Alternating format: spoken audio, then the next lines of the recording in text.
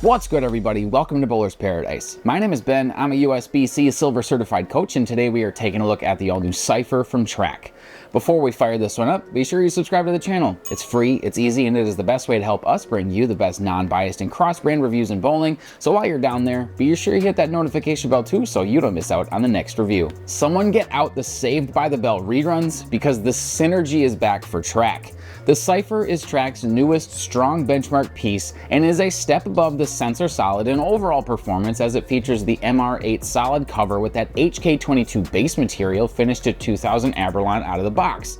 But even more exciting is the redesign and re-release of the Synergy core with a higher 2.54 RG and an 0.47 differential. Knowing this piece was going to be a smooth arcing piece no matter what layout I put on it, I decided to lean into that strength with a 4.5 by 4.5 by 2.5 2LS layout. It's a stronger version of layouts I've had a lot of success with on pieces like this one, and my hope was to see a smooth but moderately continuous shape. And on the lanes, even though I knew this was going to be a strong piece, the out-of-box performance from the Cypher was just way more than I expected.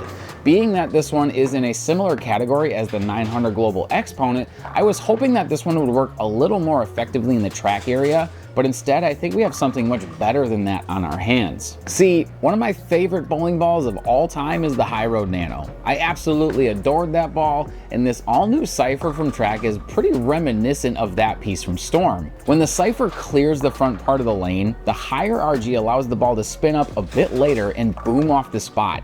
It's a great mixture of blending out friction with having pop off the spot, and it only got better with each passing throw. Looking at the potential downsides of this piece, I do think the performance of the Cypher will tame off quickly, and more so than some other pieces. Anytime a ball comes out of box with this much surface on the cover, that's probably going to be expected, but also the Cypher really wanted to be in the oily part of the lane, and the cover absorbed that oil quickly. I'd probably still run with the same layout, but I definitely prepare myself for this one to be a different ball after some use. So then, as the Cypher transitions itself into being more of a standard benchmark style reaction, I think pairing it with the Theorem as well as the new Columbia 300 Kaboom would make for a great 3-ball arsenal. The Theorem has proven itself to be one of the Brunswick brand's best releases of the season, and the core specs of the Cypher and the Kaboom are similar, so if you like one, you're likely to enjoy the other. It's a bag that would have limitations in a tournament setting, sure, but one that would be great for just about any house shot. Jumping to our Crossbrand Comparisons, I first took a look at the previously mentioned 900 Global Xponent, and here I see a piece that I can only really describe as easygoing when compared to the Cypher. Getting the Cypher to strike consistently felt more like work, while the Xponent breezed through the track area and shaped pretty well off the spot. I'd imagine you'll start to see a good amount of overlap in these two pieces though, as the cover on the Cypher starts to wear in. Then I took a look at the Evoke from Motive, and the only difference I see here is that the Evoke is just slightly asymmetrical. You can tell by how it slows down a bit more in the hook phase and gets going a bit more forward than the Cypher. Now if you're between these two pieces, think about how you want the ball to go through the pins, as the Cypher will likely be a bit more continuous than the Evoke.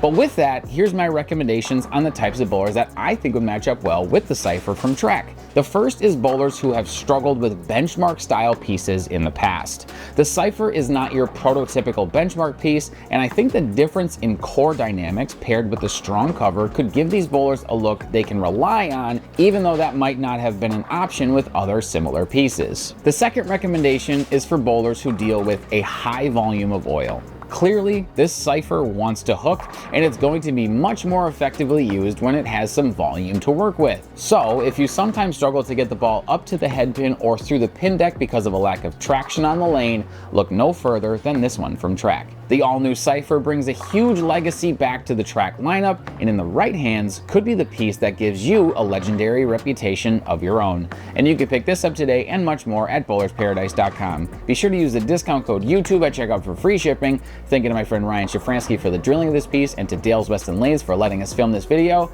If you haven't yet, like this video, subscribe to the channel, hit that notification bell for more bowling product reviews. But as always, remember you guys, having the right ball in your hands, now that's a bowler's paradise. Peace.